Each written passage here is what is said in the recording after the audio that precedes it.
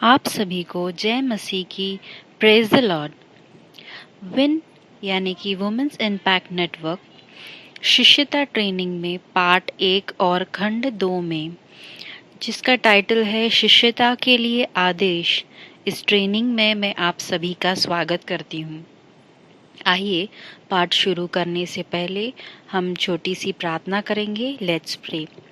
हे हमारे पवित्र पवित्र जीवित परमेश्वर, तेरे नाम को हम धन्यवाद कहते हैं, तेरे नाम को ऊंचा उठाते हैं पिता परमेश्वर। ये समय जो आपने हमें दिया है पिता, ये शिष्यता ट्रेनिंग सीखने के लिए पिता, सुनने वाले कान और ग्रहण करने वाला हृदय हमें दीजिए पिता। जो कुछ हमें आज हमारे वक्ता के द्वारा सिखाया जाने वाला है पिता, उसको सुनने के लिए हमारी आत्मा को आपके हाथ में ले लीजिए पिता।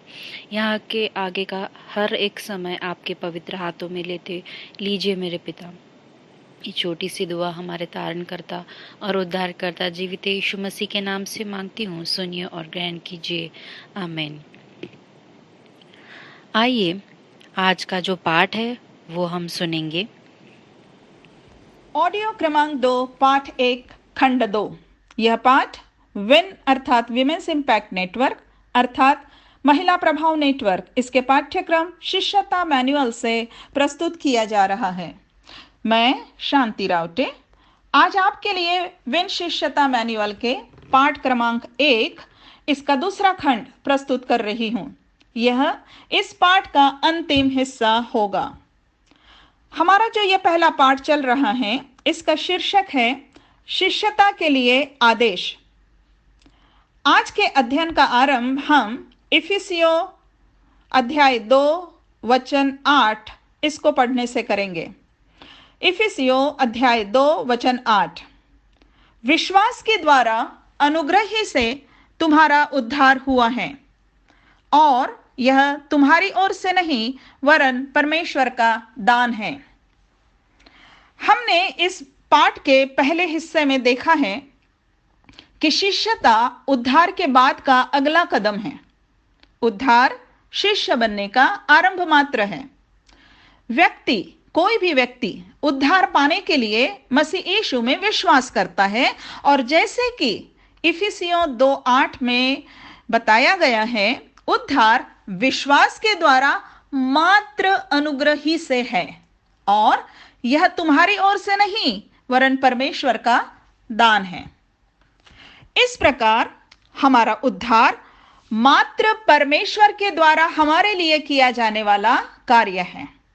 इसके विपरीत शिष्यता हमारे और परमेश्वर के बीच की भागीदारी है।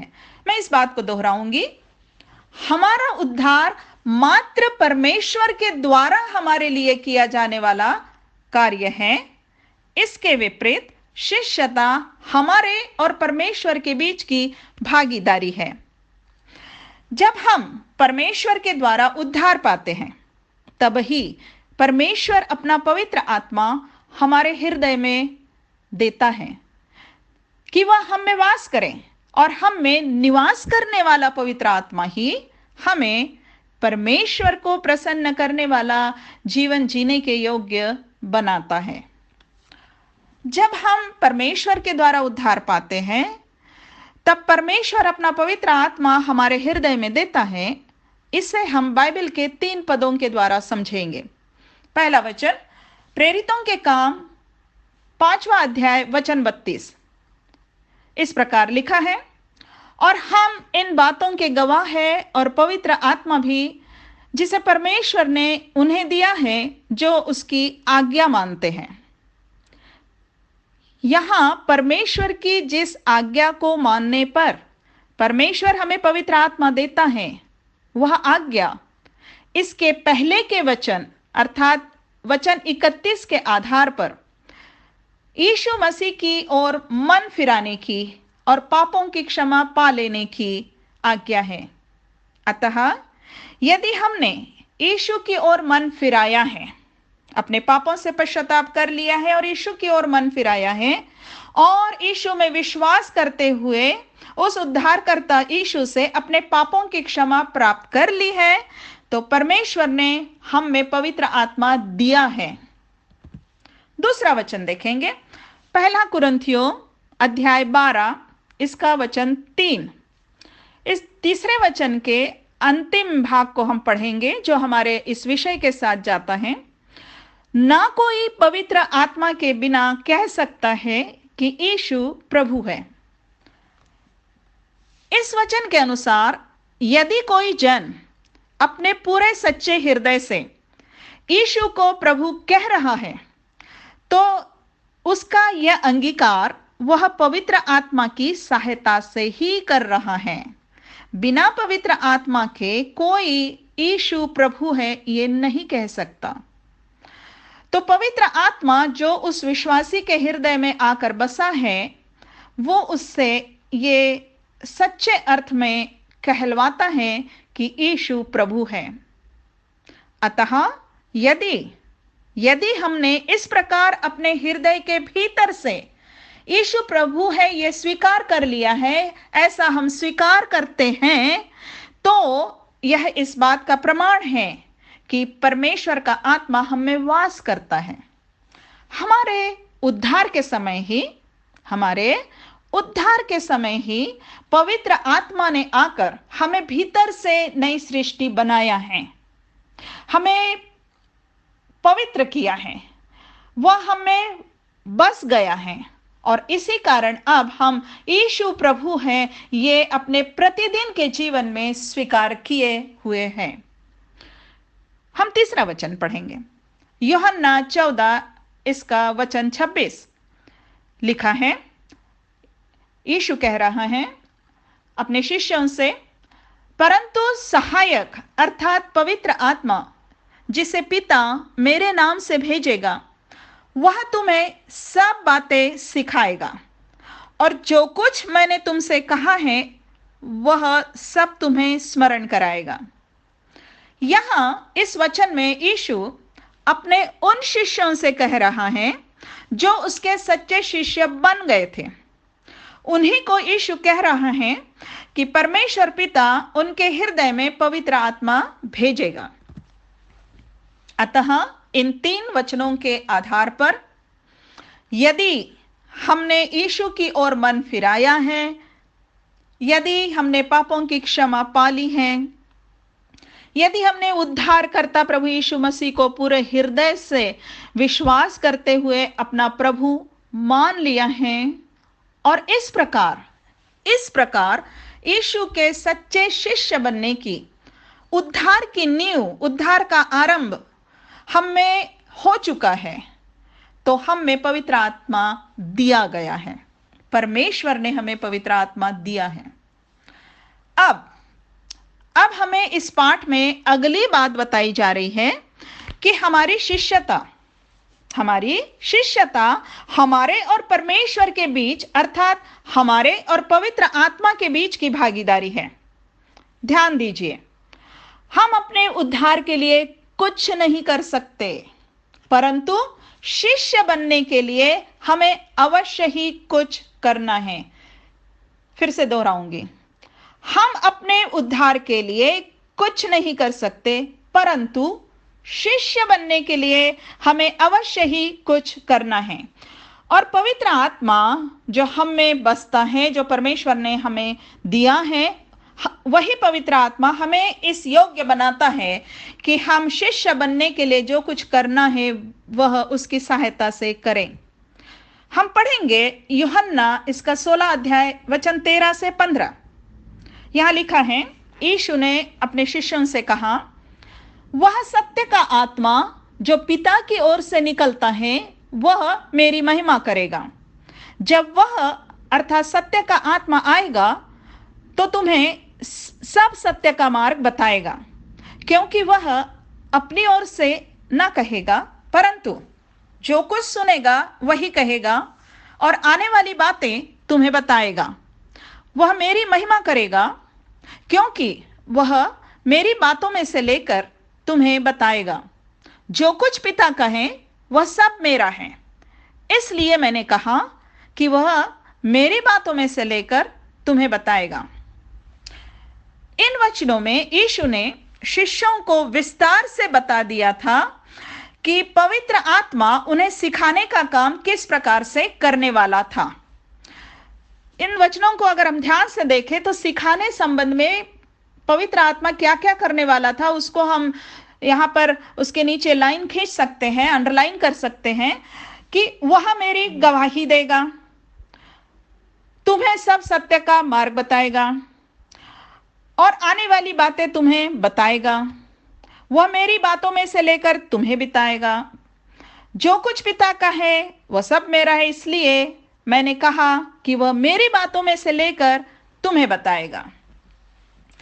तो यूहन्ना 16 वचन 13 से 15 के अनुसार पवित्र आत्मा ने आकर, जब पेंतिकुस्त के दिन पवित्र आत्मा उन पर उतरा, उसके बाद से शिष्यों को यीशु मसीह के विषय में पवित्र आत्मा ने और भी गवाही दी। यीशु के संबंध में जो बातें वे पहले नहीं समझते थे, वे बातें उन्हें समझाई।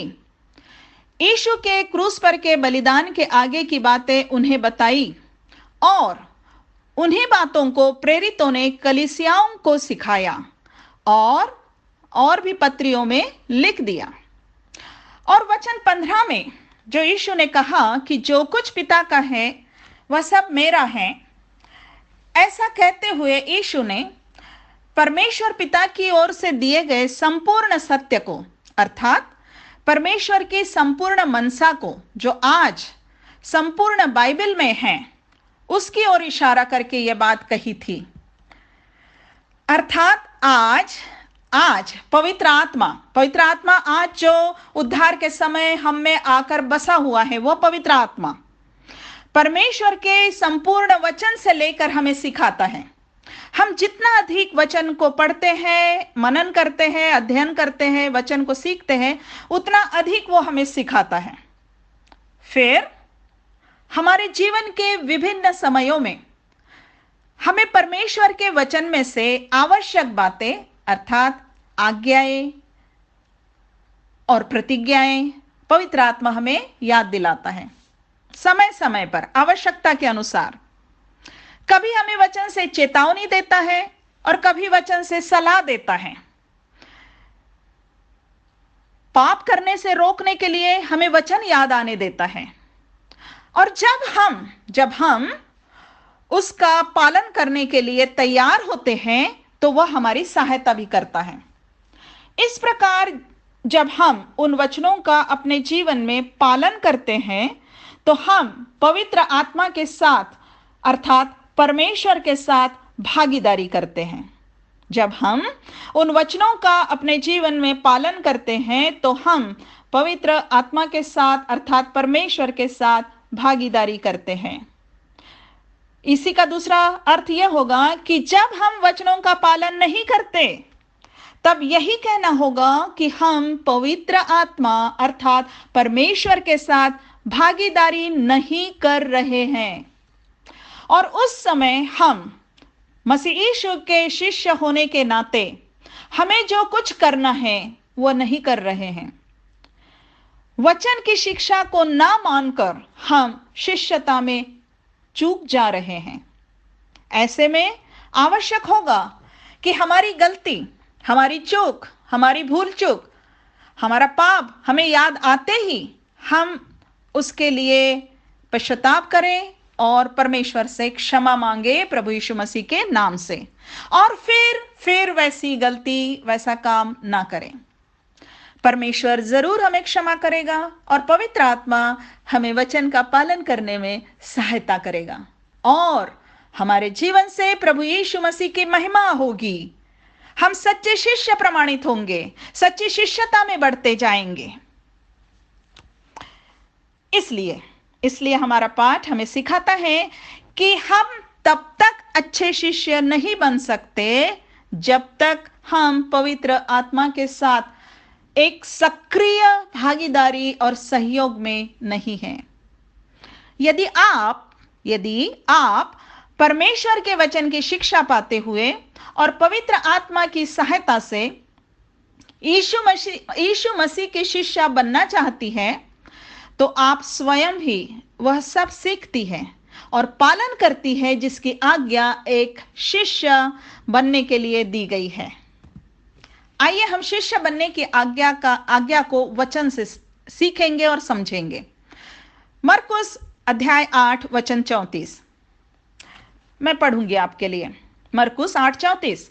उसने अर्थात यीशु ने भीड़ को अपने चेलों समेत पास बुलाकर उनसे कहा, जो कोई मेरे पीछे आना चाहे वह अपने आपे से इनकार करे और अपना क्रूस उठाकर मेरे पीछे हो ले।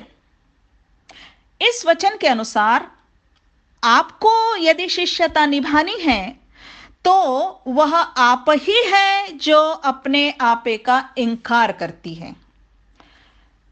पहली बात, वह आप ही है जो अपने आपे का इनकार करती है। दूसरी बात, वह आप ही है जो अपना क्रूस उठाती है। और तीसरी बात, वह आप ही है जो मसीह यीशु के पीछे हो लेती है। उदाहरण के लिए, जब किसी ने आपको अपशब्द कहे तो आपके मन में भी आता है आप भी वैसे ही उलटकर जवाब दें, परंतु पवित्र आत्मा तुरंत आपको वचन से याद दिलाता है कि तुम्हारा वचन सदा अनुग्रह सहित और सलोना हो। और यदि आप इस वचन को मानकर अपशब्द बोलने का विचार छोड़ देती है, ऐसे विचार का इनकार करती है, तो आप यहां पवित्र आत्मा के साथ भागीदारी कर रही है। आप अपने आपे का इनकार करते हुए वचन का पालन करने के लिए पवित्र आत्मा के साथ भागीदारी कर रही है। आप वचन का पालन कर रही है, ये आप ही को करना है, ये आप ही करती है। पवित्र आत्मा आपको याद दिलाता है वचन और आपकी सहायता करता है। इसी प्रकार एक और वचन देखेंगे, पहला यूहन्ना अध्याय 2 वचन 15। पहला यूहन्ना अध्याय 2 वचन 15, यहां इस प्रकार लिखा है, तुम ना तो संसार से और ना संसार में की वस्तुओं से प्रेम रखो। तुम ना तो संसार से और ना संसार में की वस्तुओं से प्रेम रखो। इस आज्ञा को पालन करने में भी वह आप ही है जो संसार से तथा संसार में की वस्तुओं से प्रेम करना बंद करती है। यह आपको ही करना होगा। आपके लिए मैं और मेरे लिए आप नहीं कर सकेंगे। इस प्रकार जब आप अपने आप को समर्पित करती है और पवित्र आत्मा को अनुमति देती है कि वह आप में इस आज्ञा पालन के द्वारा मसीह के समान जीवन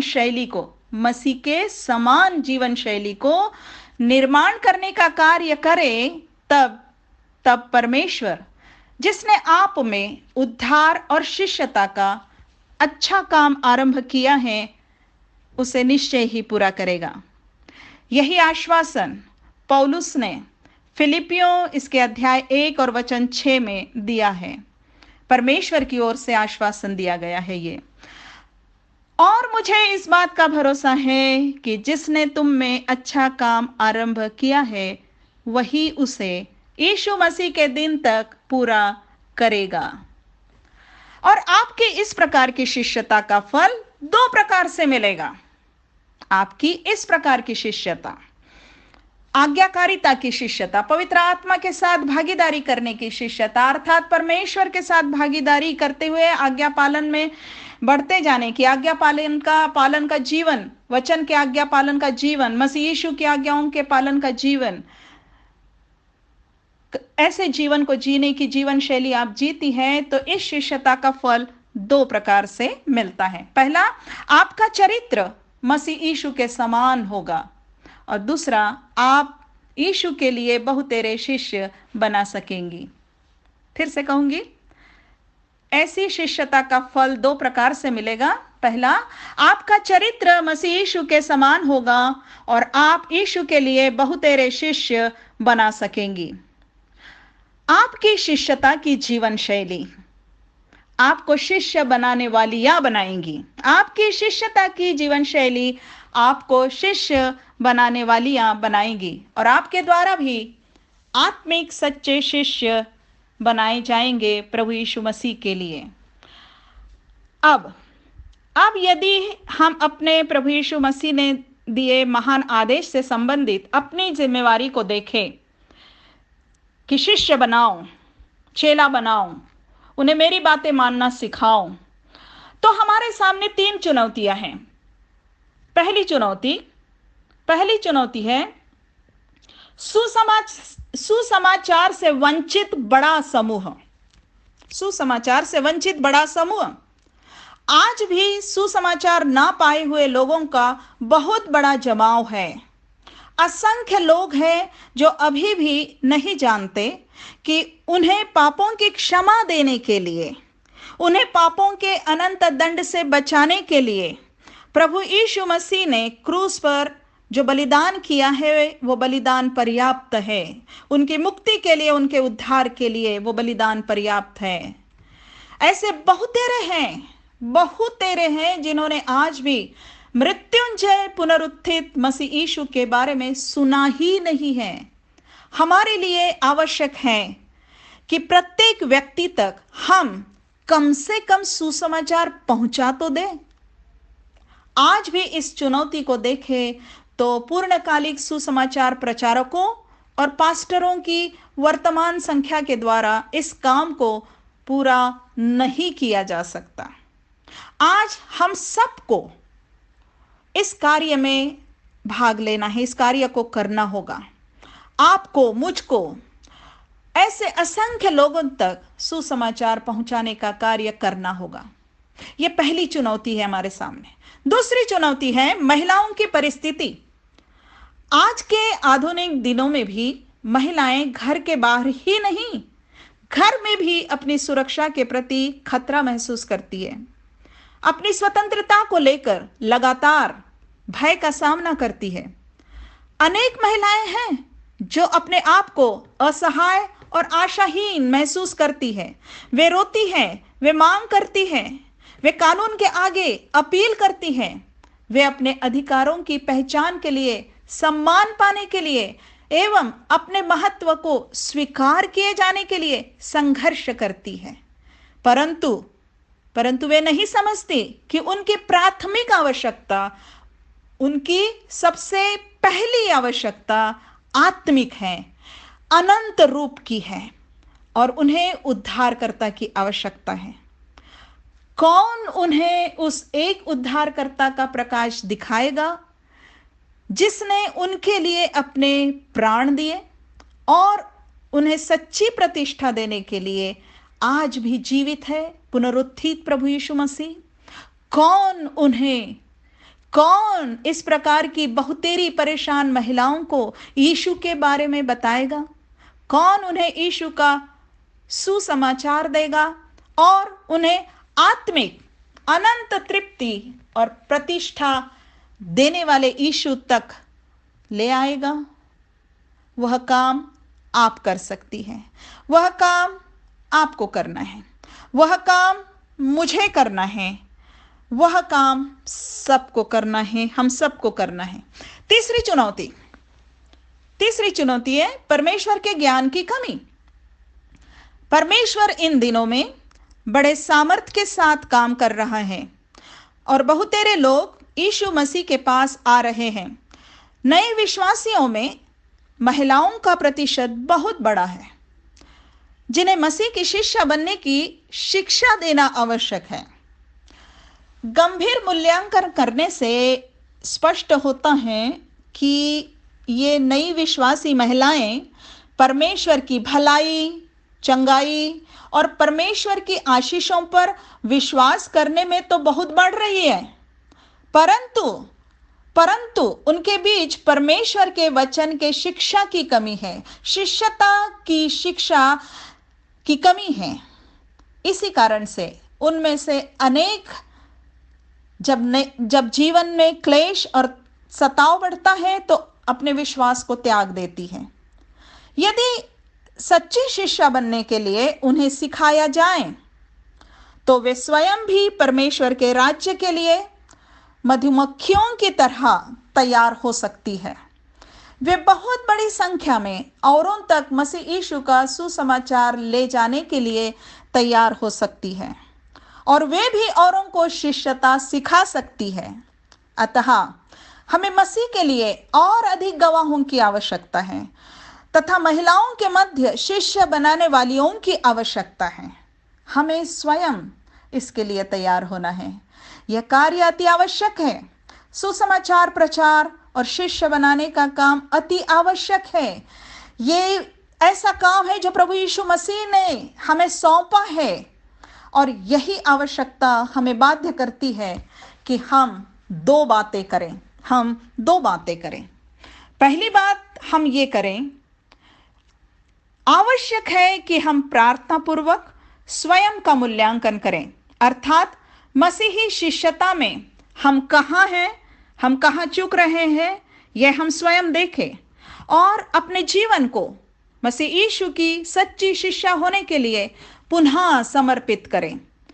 और जैसे कि हमने ऊपर के हिस्से में सीखा है, हम परमेश्वर के साथ भागीदारी करते हुए शिष्यता में बढ़ने का दृढ़ निश्चय करें। यह पहली बात है जो हमें करनी है।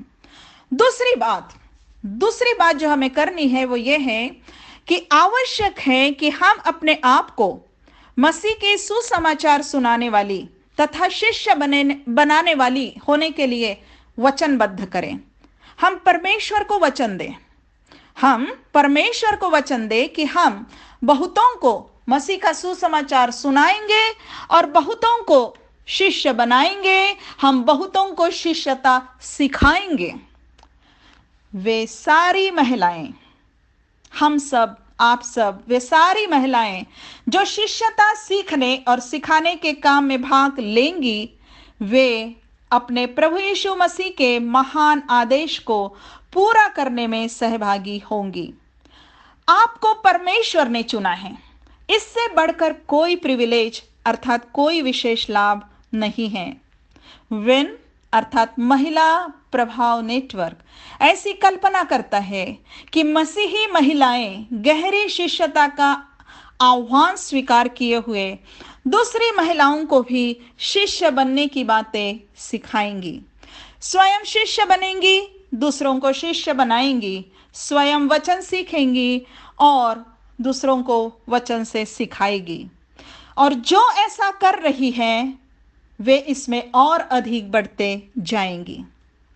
हम आपके लिए यही प्रार्थना करते हैं और सारी महिमा उस परमेश्वर को देते हैं जिसका अनुग्रह ही हम सब मसीह के शिष्यों के जीवन में सारे भले कामों का आधार है। परमेश्वर की महिमा हो। आमीन। आज जो वचन हमने सुना है उस पर मनन करें और सोचे कि सचमुच उन महिलाओं तक या उन लोगों तक जिन्हें सुसमाचार पता नहीं है, जाने के लिए क्या हम तैयार हैं? आइए हम अपनी आंखों को बंद करें और परमेश्वर के पास प्रार्थना करें। हे हमारे प्रिय प्रभु यीशु, आप हमारी सहायता कीजिए कि जो कुछ आज हमने सीखा है कि आपका महान आदेश और सुसमाचार प्रचार करना और उसी तरह से जो चुनौतियां हमारे सामने हैं, पिता परमेश्वर, हमारे सामने जैसे महिलाओं की आज परिस्थिति है पिता परमेश्वर, जो दुख में है, अपने अस्तित्व के लिए और दुख में जी रही है, उन महिलाओं के लिए जो न्याय के लिए रो रही है और जो ज्ञान के अभाव के कारण विश्वास से दूर होती जा रही है, उन तक पहुंचने के लिए आप हमें आपके पवित्र आत्मा द्वारा चलाइए। पिता परमेश्वर, आगे का सब समय आपके हाथों में देते हुए ये छोटी सी दुआ हमारे उद्धारकर्ता और जीवित प्रभु यीशु मसीह के नाम से मांगती हूँ, सुनिए और ग्रहण कीजिए। आमीन। आइए हम प्रभु की प्रार्थना कहेंगे। हे आमच्या स्वर्गातील पित्या, तुझे नाम पवित्र मानले जाओ, तुझे राज्य येऊ, जसे स्वर्गात तसे पृथ्वीवरी, तुझ्या इच्छेप्रमाणे हो.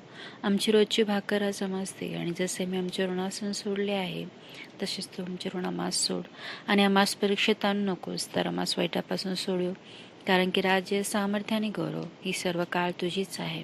आमेन. आशा करते हैं कि आज का वचन जो हमें हमारे आदरणीय वक्ता मिसेस शांति रावते ने दिया है, हम सब के आत्मिक लाभ के लिए अत्यंत लाभदायक हुआ है. तो हम सब फिर मिलेंगे मेथडिस्ट चर्च यूट्यूब चैनल पर अगले बुधवार शाम 7 बजे। और तब तक के लिए आप सब अपना ख्याल रखिए और प्रभु आपको आशीष दे। जय मसीह की।